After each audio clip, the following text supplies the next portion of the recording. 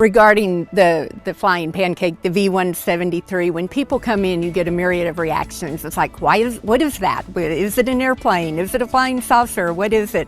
And so you get a lot of reactions. I love hearing the, wow, cool. I mean, you hear that every day. Never seen anything like it. You wouldn't think it could fly. This aircraft looked like, it reminded me of like a crab, actually. A flying crab. It's the most popular airplane we've got because there's nothing like it anywhere. Well, the flying pancake, that's what I'd always heard it called. And so, yeah, it just lives up to its name when you see its shape. And it's just unbelievable. I thought that was made by aliens, actually. It looks like a spaceship or something like very, very crazy, very different. So, yeah, it's very creative. I've never seen anything like that, definitely. The Vought V173 does look like something from another world. Its nicknames include the Flying Pancake, the Flying Flapjack, and Zimmer's Skimmer. The strange appearance and unorthodox design of the V173 is the product of a brief window of time prior to the jet age, when the limitations of the classic cruciform platform are becoming apparent. A new, innovative approach is needed, and Charles Zimmerman offers a flying wing as a solution. It is the quiet, intellectual Zimmerman who creates an aircraft that looks like something from outer space. After graduating from the University of Kansas with a degree in electrical engineering, Zimmerman takes a job at the National Advisory Committee on Aeronautics, the forerunner to NASA. Somehow, his one course in aeronautics qualifies him for this opportunity. The NACA is responsible for promoting and regulating aeronautical research and development. The goal is to increase knowledge about the characteristics of flight. Zimmerman's early responsibilities are nothing more than grunt work, analyzing data and putting it into reports. Bored with this job and feeling that he has no real future with NACA, Zimmerman enrolls in night law school, which involves him taking a ferry and a bus 3 nights a week to attend classes. Well, the word got to his boss, and his boss says, gee, we can't lose this guy. So one morning he comes in and he has got a new assignment, and that is he's going to be doing direct wind tunnel work. Zimmerman brings new energy to the wind tunnel department, proposing new ideas and procedures. Well, Charlie became a real expert to the degree that they really put him in charge of their wind tunnel programs. He started building these wind tunnels and made a name for himself around NACA with his wind tunnels. He became a true expert. He developed a wind tunnel equipment and expertise that previously did not exist. And he had this idea of wanting to explore the shape. And so that's what he was doing in those early years in the 1930s, was developing the concept and testing various airfoil shapes. He even built a vertical wind tunnel to facilitate his understanding of the aerodynamics of the shape.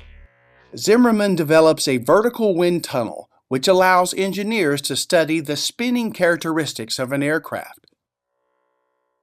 This is one of the most realistic tunnels of the day, capable of simulating 80-mile-an-hour conditions. And Zimmerman, being a very creative person, says, why can't we fly an airplane in a wind tunnel, remotely control, just so we're as close to the characteristics of the real airplane as you can possibly get. So he developed that particular type of tunnel. And he was the first, he was the daddy of that concept, which gave him a lot of edge in the gathering of information. The wind tunnel assignments put Zimmerman on a path that leads him to envision the V173 Flying Pancake. A chance to put his ideas into a practical design came in 1933 when the NACA holds an internal competition to develop a safe airplane. Zimmerman enters a design for a circular wing airplane that is fast and if the need arises can hover, like a helicopter. A revolutionary concept coming from a man who once considered becoming a lawyer. And he had this idea that you could take a low aspect ratio wing and make it into essentially a short takeoff and landing aircraft. Zimmerman wins the competition, but officials at NACA say his ideas are too advanced to pursue. Frustrated but not deterred, Zimmerman continues to develop his design at home, where, with the help of his friends, he builds and tests models of what he calls a flying wing helicopter. One of the first models built is made of wood with a 7-foot wide wingspan and designed to carry one pilot. Though the construction is sound, the model never flies because keeping the two 25-horsepower engines in sync proves impossible. Zimmerman then builds a 20-inch span model powered by rubber bands and is so pleased with his success he shows film of the test to his bosses at NACA. Once again, they are impressed with his accomplishment, but refuse to commit any resources to the project. And he was at the crossroads. Does he stay with NACA? Or does he take his invention and get some help with the money and run with it? And he made the decision to leave NACA. Zimmerman is a man with an idea looking for a manufacturer with a tradition. Enter Vought-Sikorsky in East Hartford, Connecticut. Zimmerman knows Eugene Wilson, president of the company, and is aware of Vaught's successes with producing aircraft for the United States Navy, including the history-making VE-7. A VE-7 is the first aircraft catapulted from a battleship. The U.S. Navy's first carrier is a converted collier named the USS Langley. On October 17, 1922, the first airplane to take off its flight deck is a Vought VE-7. The Vought U-01 is the first scout and observation plane used by the Navy. Following these successes comes the Vought F4U Corsair, the first of the famed Corsair planes. Reflecting on the early designs and the different models built and tested, Zimmerman is confident that his flying wing helicopter can continue this tradition established by Vought. His vision is a high-speed aircraft which can execute short takeoffs and landings, ascend and descend vertically, and even hover if the need arises. In 1937, Zimmerman accepts a job from Vought-Sikorsky. He packs up his drawings, designs, and dreams, and heads for East Hartford, Connecticut. Zimmerman arrives at Vought and begins working long and challenging days. He knows the opportunity he has is special, and that success depends completely on him. Privately, Zimmerman wonders where he stands in the eyes of his colleagues. He believes in his concept, but for the most part he senses he is alone with his ideas. I suspect that because this aircraft was so radical, so different, so unexpected, I suspect that the other engineers at Vought just looked at him and shook their heads and couldn't believe that he was even trying to do this. And the fact that he was able to prove to them that it's viable had to be an extremely rewarding moment for Zimmerman. There are those who know Zimmerman's flying wing concept is based on sound physics. The idea is to make the body of the aircraft a wing, which will provide an ultra-low aspect ratio, resulting in extra, unprecedented lift. Well, the flying wing has always been seen by aerodynamicists as the perfect flying machine. A traditional aircraft is always limited by its dead weight, that being things like a fuselage and tail control surfaces, whereas a flying wing is all lifting surface, so it's more aerodynamically clean with less drag. Lift is affected by the aspect ratio, and the aspect ratio is the ratio of the wing length to its width. And you get the maximum amount of lift out of the high aspect wing, but what you lose is controllability. You know, you get this long wing and aircraft does not roll very well or very quickly. And also you have problems with the strength of the wing because it's so long and spindly that if you load it up onto a high G maneuver, then you're at risk of, overstressing the airframe. So a flying wing will work if a method of controlling an aircraft is determined and if the airframe can withstand the stress. Aviation is still young, but is certainly headed full steam in the direction of the cruciform platform. A few flying wing enthusiasts who share the vision of Zimmerman emerge with workable designs. William Bushnell Stout is a talented man. He designs both cars and aircraft that are way ahead of their times. In 1916, the Packard Car Company put Stout in charge of their newly formed Aviation division. He immediately designs his version of a flying wing, which he completes in 1918. The experimental prototype, nicknamed the Stout Batwing, utilizes a cantilevered wing and horizontal stabilizers placed in the rear of the aircraft. Most of the aircraft is made of wood and is powered by a water-cooled 150 horsepower engine. The first flight of the Stout Batwing is in 1918 in Dayton, Ohio. While the aircraft flew successfully, the test pilot complains of poor visibility. Because he sits in an open cockpit at the top of the aircraft, the wing blocks his view. Stout's plan is to market the plane to the United States Army Air Services, but its unorthodox design and look scares the Army away from consideration. Stout's success as an aircraft designer comes later when his 3AT, an all-metal transport plane, becomes the basis for the famous Ford trimotor aircraft. An American podiatrist named C.L. Snyder's passion for airplanes, combined with his daily dealings with feet and shoes, leads him to develop another early example of a flying wing.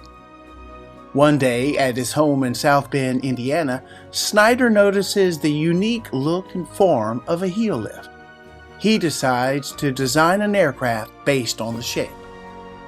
In 1932, he forms the Air Up Manufacturing Corporation, taking the name from the two words air and up. Snyder's associates in this venture include Raoul Hoffman, a designer of racing biplanes, and Ralph Gratian, who will throughout his career make many contributions to the world of aviation.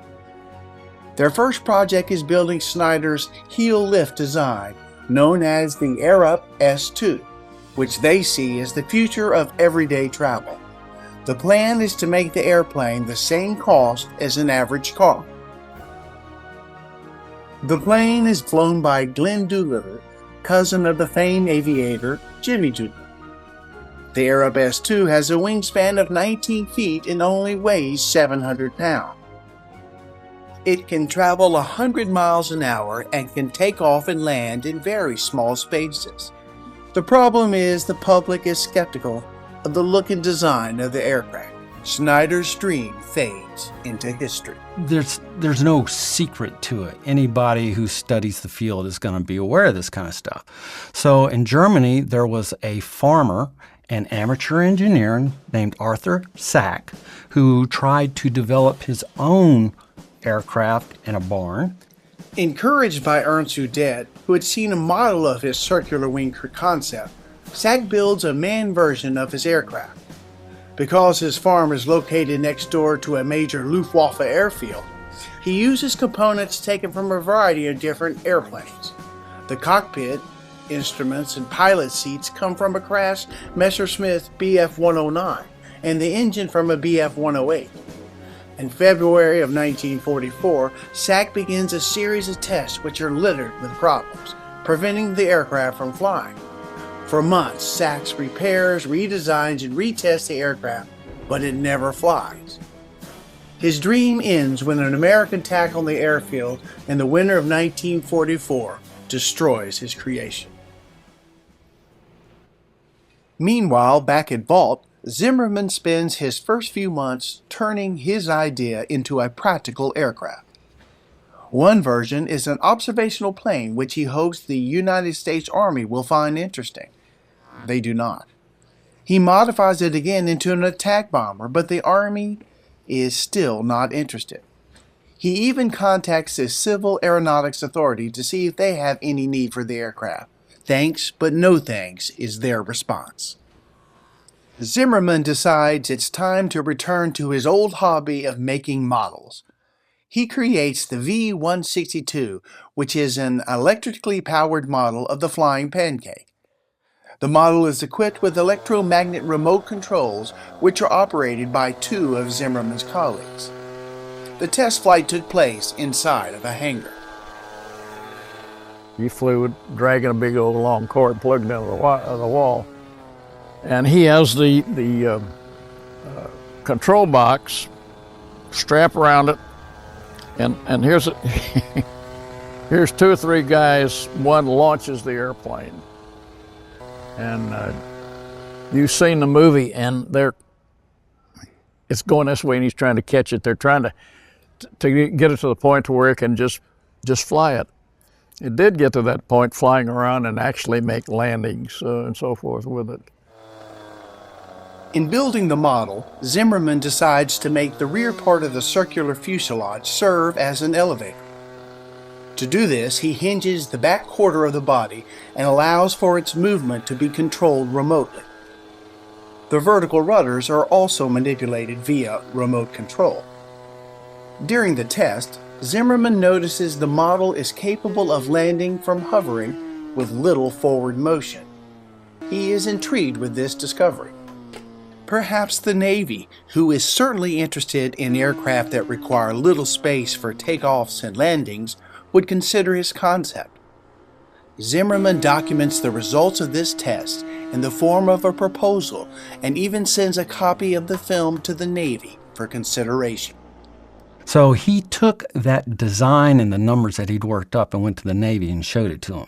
And they were impressed enough by the performance numbers that they were willing to invest the money to develop the V-173 Flying Pancake as a prototype for a fighter project later down the road.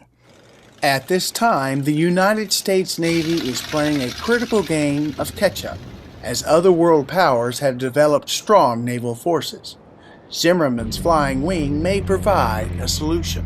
It was obvious as the 1930s were closing that Japan was becoming a rising power, and the Navy needed some way to deal with that threat.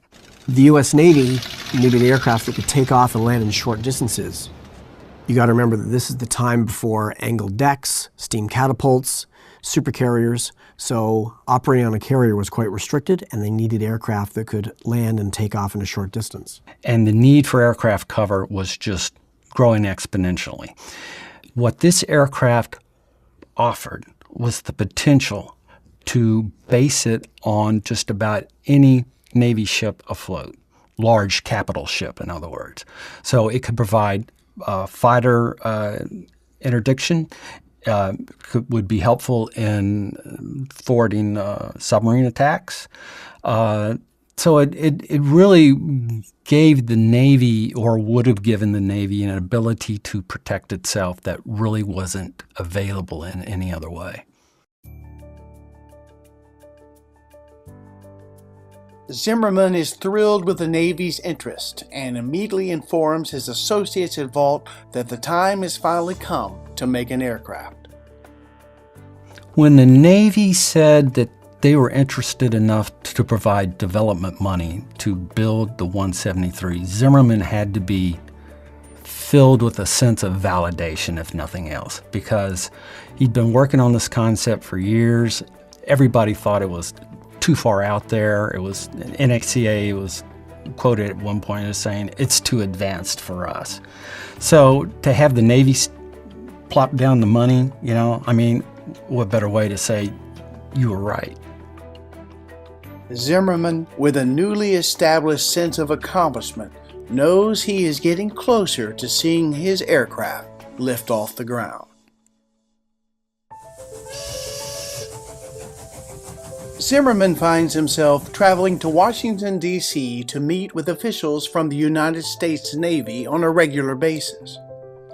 Washington on the eve of World War II is a place of great activity and concern.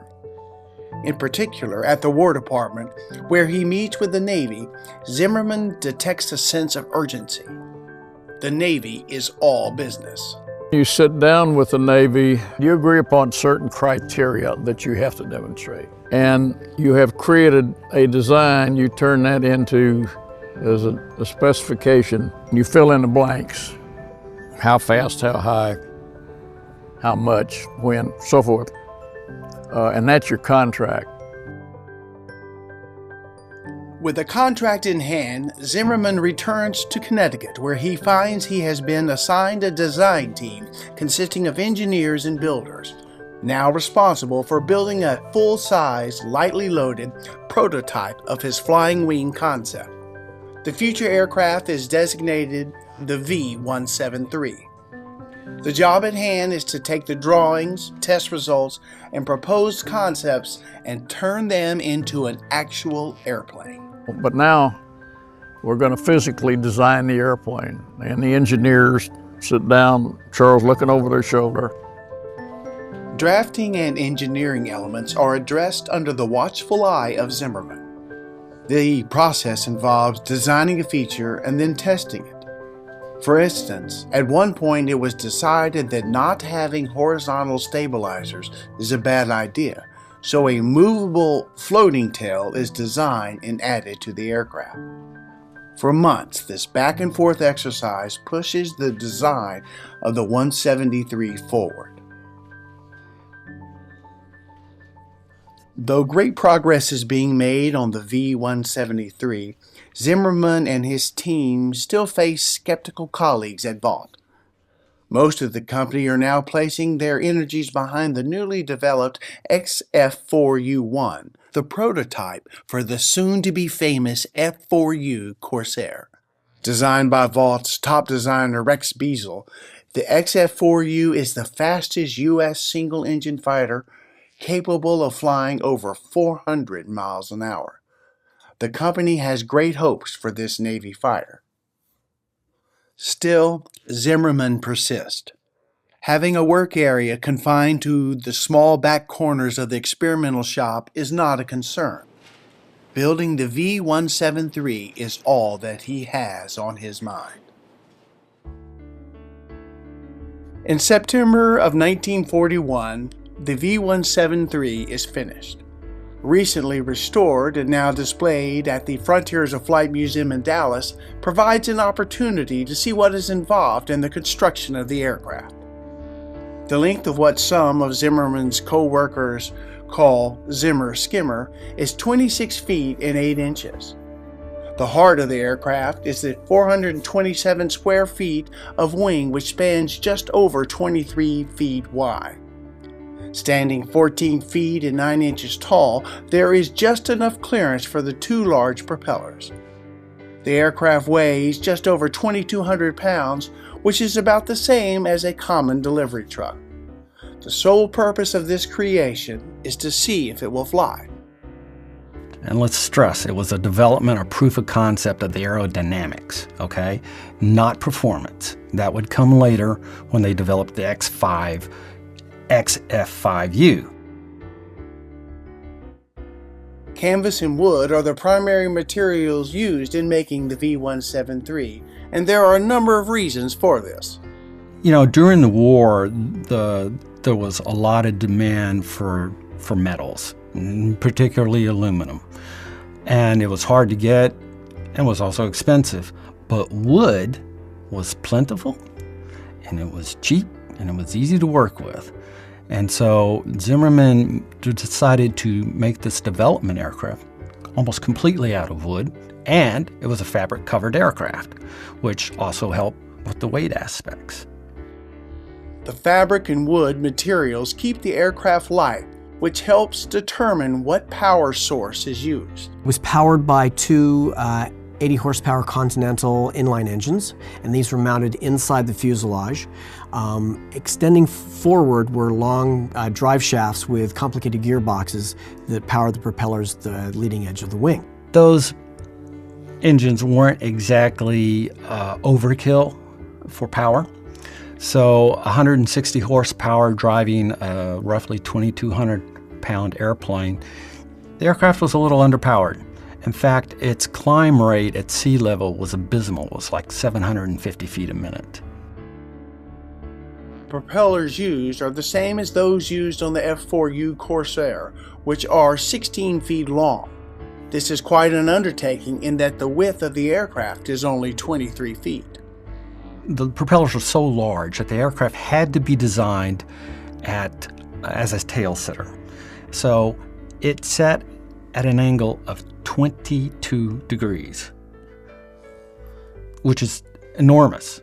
And in order for the pilot to even see to take off and land, they had to put glass windows between his feet because there was no way he'd be able to see the ground coming in at that much of an angle. Originally, the plan was to have the pilot fly in the prone position, but this is changed due to visibility issues. Even with the pilot sitting on top of the aircraft, there are still visibility concerns, so glass panels are strategically placed in front of the plane.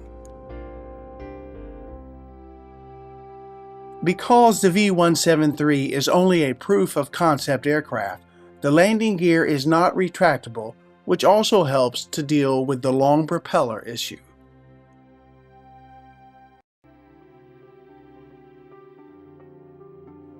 In the fall of 1941, Zimmerman schedules time in December to conduct extensive wind tunnel tests at the Langley Research Center in Hampton, Virginia.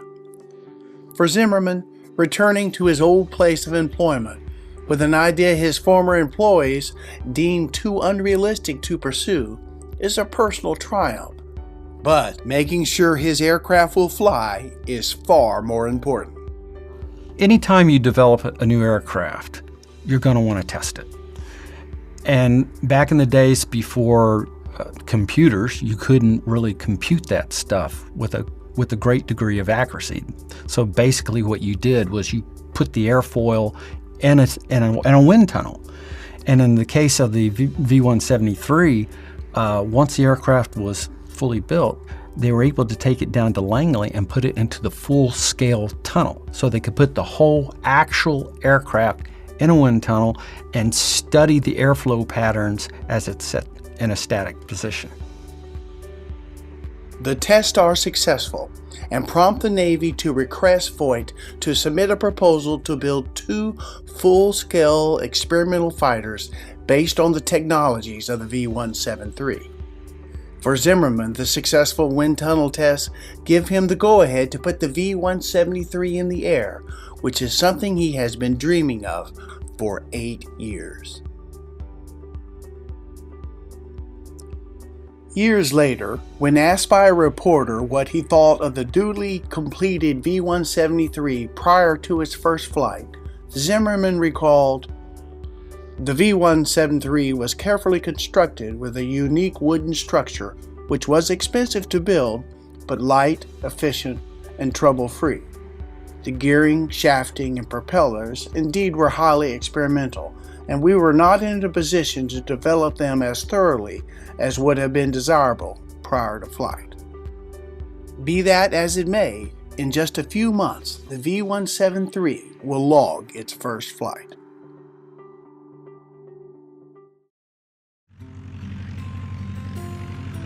By the fall of 1942, the V173 is ready to fly.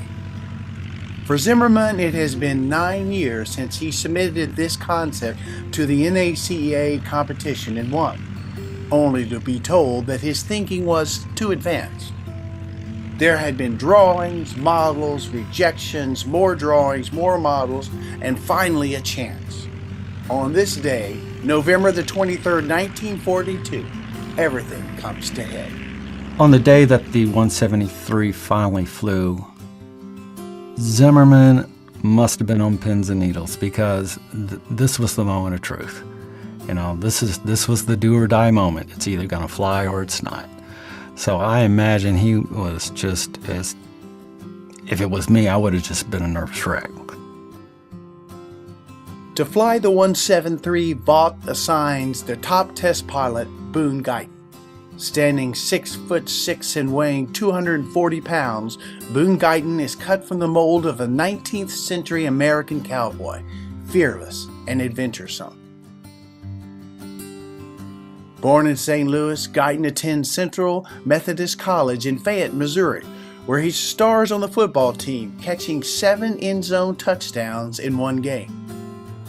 Upon graduation, Guyton enrolls in a new aviation cadet program at the Naval Air Station in Pensacola, Florida.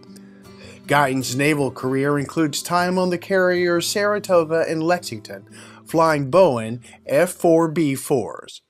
Now he earns a living as a test pilot for Vought, and today he prepares for the first flight of Zimmerman's V-173. He carefully checks ground handling and behavior by conducting short hops. In a manner of speaking, Guyton is putting his life in Zimmerman's hand, and Zimmerman is trusting Guyton with his dream. After Guyton completes his series of short hops and has all of his questions answered, he tells Zimmerman he's ready to fly. Test flying the V-173 is something Boone Guyton will never forget. The initial flight of the plane was one of the most interesting I had made in my career as a professional pilot. Strapping on the football helmet I used as a crash helmet, I checked out the engines and controls. As I taxied out from the line, Zimmerman waved, shook both hands, and walked toward the crash truck from which he was to watch the flight. Halfway down the takeoff run, the same bump in the runway I had hit hundreds of times before annoyed me. As soon as we were airborne and away from the ground effect, which was large on this type of airplane, I was quickly distressed by the extreme heaviness and sluggishness of the controls. It was apparent that there was a question as to whether I could obtain enough control to bank the airplane sufficiently to complete a turn back to the runway. I was already considering the probable effects of a water landing straight ahead in Long Island Sound. My thoughts were subconsciously on Charlie back on the runway, the man whose anxious moment was now the culmination of his years of maximum effort on this single project. Slowly, the airplane moved back toward the airport. I felt elated and had a foolish impulse to yell, "Charlie, she flies!" I managed to get the stick full aft, and the airplane seemed so quickly on the ground from its last few feet of descent that it was both startling and pleasing. The V-173 rolled about 50 feet, it seemed. Landing speed was about 50 miles per hour. I immediately noted to myself that this airplane, designed to be a vertical takeoff and landing airplane, showed every promise of filling its design concept mission. Both Guyton and Zimmerman are thrilled with the outcome of the first flight of the 173, but they both know there is still work to be done. After a test flight, you look at the data. You look at what you've learned about that aircraft. You know, airplanes evolve. They're not born. You rarely hear about an airplane that is actually perfect right off the ground. You know, there's always some kind of tweaking. There's always some kind of unexpected detail that needs to be attended to. And in the case of the 173 on its first test flight with Boone Guyton as pilot, it was discovered that the longitudinal forces on the stick, the forward and aft, the pitch moments, those forces were very, very heavy. So it made the aircraft difficult to control. we didn't have enough control authority because there wasn't enough control surfaces there. And this was all manual. I mean, he was a big guy, 6'6", 240, 250 pounds. And he's really working, and the airplane is really not responding. It's very sluggish. Once the aircraft was safely back on the ground, the engineers put their heads together and then they start thinking about, well, how do we address these longitudinal forces? Well, they came up with trim tabs on the back of the airplane, and what those little tabs do is they're hit by the airflow coming over the aircraft, and they help offset some of the mechanical force needed to move the flight surface that controls pitch.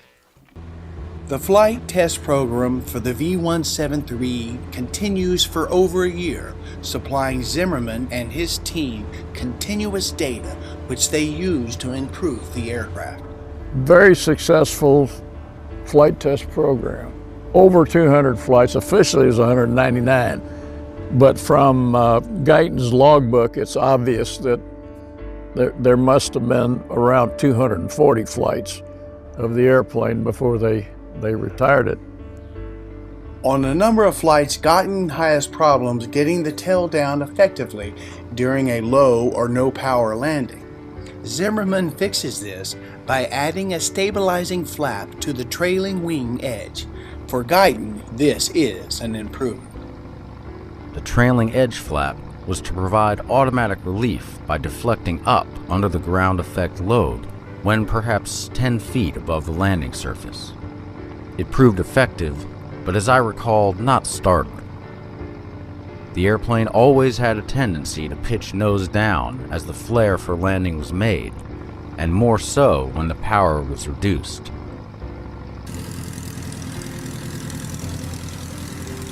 Discomfort in the cockpit is a problem. The vibration produced by the propellers is almost unbearable. This issue is fixed by adding vibration dampers to certain parts of the aircraft.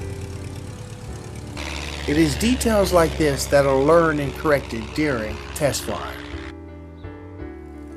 For the most part, the test flying phase of the 173 is quite successful, with only 2 crash landings. Well, the aircraft suffered a couple of forced landings, and I really saw very little explanation of what caused them. I know in one case, the aircraft put down on a beach, and the story goes that the pilot, just as he was touching down, saw a couple of folks on the beach up in front of him, so he tapped on the brakes. And when he did that, the airplane flipped over. If you look at the wheels on that airplane, they're narrow, high-pressure tires. They're designed for concrete and asphalt. They're not meant for soft, wet sand. So I suspect that when that aircraft was settling down, as soon as those narrow high-pressure tires started getting weight on them, they just dug right into the sand. And the airplane, being so high above landing gear, the center of gravity of the aircraft was behind and above where the landing gear was. It just flipped right on over. That's my thought. When the V-173 goes down, a group of individuals, including Zimmerman, who had been at the airport watching the flight, take off for the beach. When they arrive, they see a belly-up 173 and an uninjured pilot checking out the aircraft. In this small group of observers, standing next to Zimmerman, is none other than Charles Lindbergh. Lindbergh is employed by Vought as a consultant and a test pilot. He has, up until this point, refused to fly the V-173 because he is concerned about the structural safety of the aircraft should a crash occur. Seeing the 173 fully intact with nothing but a broken propeller, Lindbergh decides it's time. He turns to Zimmerman and says, "Now I'm ready to fly it." Much to Zimmerman's delight, Lindbergh does fly the 173 and is impressed with the aircraft's capabilities, particularly at low speeds. Having Charles Lindbergh fly your aircraft and give it a seal of approval is a significant accomplishment. Those days, Lindbergh was probably the most highly thought of, respected, and recognized pilot anywhere in the world. And to have him as a consultant for Vought was significant. And the fact that he flew Zimmerman's airplane must have just tickled the pink out of Zimmerman himself. The V-173 takes its last flight on March 31st, 1947. The aircraft is then quietly shipped to North Fork, Virginia, where it is put in storage at the Naval Air Station. The 173 is pivotal in the evolution of Zimmerman's flying wing concept because much is learned from the construction and the test flights. According to Boone Guyton, all indications suggest that the future of the aircraft as a carrier-based naval fighter plane is bright. It was a truly different airplane to fly. It felt normal even on the first landing after that hairy, long, slow turn. You actually applied power in a flaring for a landing. Being a former naval carrier pilot, I was keen for the idea of vertically landing a 500-mile-per-hour fighter to a hook installation on a cruiser or battleship.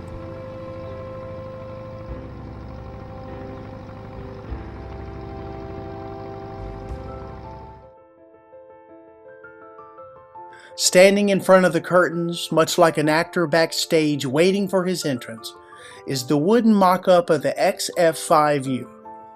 Requested by the Navy, the XF5U is an experimental all-metal fighter based on the tested technology of the V-173. This is the last step Zimmerman needs to take before his aircraft goes into production.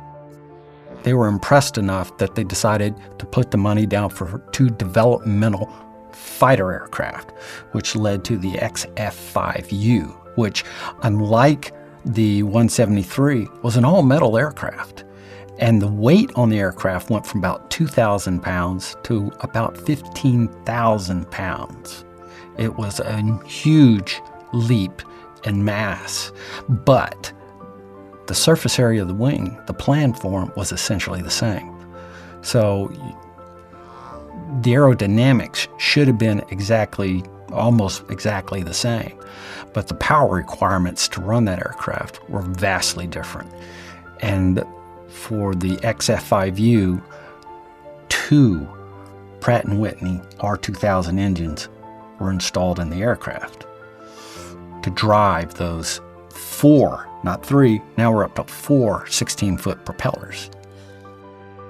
By August of 1945, the first XF5U is completed and is quite impressive. Capable of carrying 261 gallons of fuel, the projected range of the aircraft is 1,000 miles. Outfitted for 6 50 caliber machine guns or 4 20mm cannons, which are to be stacked vertically between the cockpit and the engines, the aircraft promises to be a lethal weapon, particularly since it can also transport 2 1,000-pound bombs. Unfortunately, problems with the propeller's gearbox prevent the XF5U from flying. Only maneuvers on the tarmac are allowed. This is a frustrating development for Zimmer, but tragically, far bigger problems are waiting around the corner. By now, you're talking about 1946, the war's winding down, and there's not the need that there was earlier in the war. More importantly, we're seeing the jet engine. Because we were in this state of change from propeller to from war to peace, propellers to jets and so forth. And man, it's a changing world in those days. And the Navy wanted the newest, latest, fastest airframes that they could get. And this XF5U was not going to beat a jet. You may have a need for a product, but if you don't have a requirement for it, it's not going to go anyplace other than the experimental stages. And so the aircraft was already behind schedule in development and over budget. So the Navy canceled the program in 1947. And that happened to all the V-stall airplanes in that period. Nobody got a production except, of course, the Harrier. The only Navy document that I was able to find on the XF5U was a performance chart. But you got to remember, the aircraft never flew. The best it did was, taxi runs and short hops. So all of the numbers that the Navy came up with were estimations based on the mathematics. And it predicted takeoff rolls. It predicted weight. It indicated the aircraft would be armed with 650 caliber machine guns that would carry externally fuel tanks and 500-pound and 1,000-pound bombs. And it also estimated what the combat range of the aircraft would be. But at the very bottom of the document, in a notes field, it says, this aircraft has insufficient range for the current problem, which means after they crunched the numbers, they came to the realization it's not going to have the range we need. And that may have been the real reason, or one of the major reasons, that the Navy canceled the program when it did. I had the good fortune to be able to get this from the people who were there and part of the program. The orders came down, it was to cancel, to destroy all record of the airplane. The military has a reputation so that when they're done with an airplane, they just destroy it.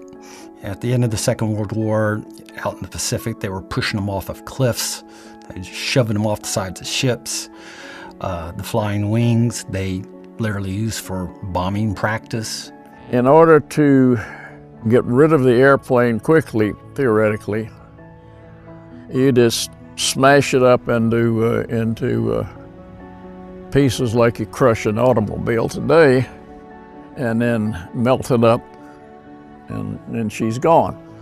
So the one in the shop, they just cut it up. Now, when it came to the flying aircraft, they had a bit of trouble. Normally, it's no issue to crunch an airplane up into a small aluminum ball. But this airframe was so strong that they had to bring a wrecking ball out and drop it on the airframe trying to break it. Well, the funny part is when they dropped the wrecking ball, a big solid steel, solid iron, dropped from 20 feet. It hit it and bounced off. So they had to pull out their tape measures and figure out where was the weakest point in this airplane. And so they had to aim for that point. And that's how they tore up the airplane. That's how they broke it up, with a wrecking ball. I don't think there's ever been another airplane that's had to require a wrecking ball to destroy it. When the wrecking ball is finished, the remains are cut into smaller pieces and picked up by a salvage dealer who adds it to his growing pile of scrap metal. Days later, the Navy calls Vought and requests that $6,000 worth of silver used in making plates for the propeller boxes be returned immediately. Simultaneously, a local pawn shop owner contacts the FBI, reporting that the salvage dealer is trying to sell the silver. This side story ends with Vought informing the Navy that the salvage dealer has the right to the silver and says they will return $6,000 to the Navy. The silver is gone. The documents are all gone. The 2 XF5Us are no more. Vought moves on to make other aircrafts. Zimmerman returns to the NACA to further his research on VTOL technology. All that remains of the Flying Pancake project is the V173, which after 60 years in storage is now completely restored and displayed at the Frontiers of Flight Museum in Dallas, Texas. The fact that the 173 survived it all is somewhat of a miracle in my mind. And thankfully so, because it is such a unique airframe, and it is an immediate attention getter. You know, the museum down in Dallas says that it is their #1 hit, that people just are drawn to it like a magnet. and that it's a great educational tool because they can talk about science and they can talk about aerodynamics, and it's a great way to get kids interested in airplanes.